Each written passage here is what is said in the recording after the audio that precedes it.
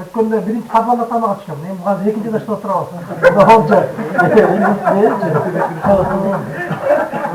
Бул деле жөн эле эмес карап атат. Жетинчи катта чыгып жуманын аягына чейинчи. Кыйындардын баары даярданып мындай болуп кетсе биз дагы келип өзүбүздүн коебуз.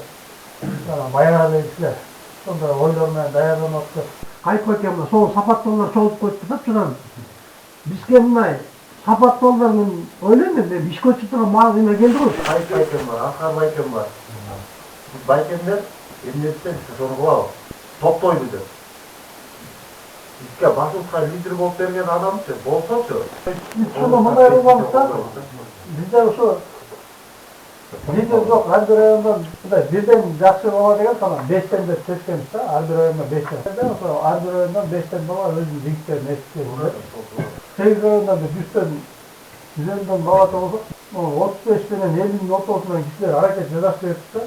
Мурдагы эле ушу Текебаев мен президент болом.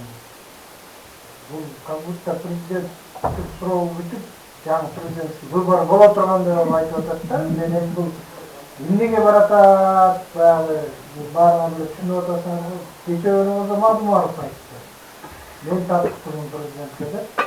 Мен укканча бир көргөнүм жакшы да.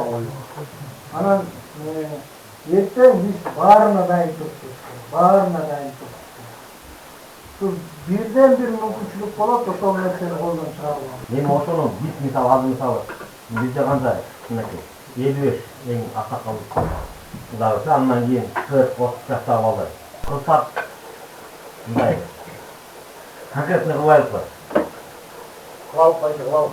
Мисалы мына баштардыкпы 1000 бала чогулуп коет силерге.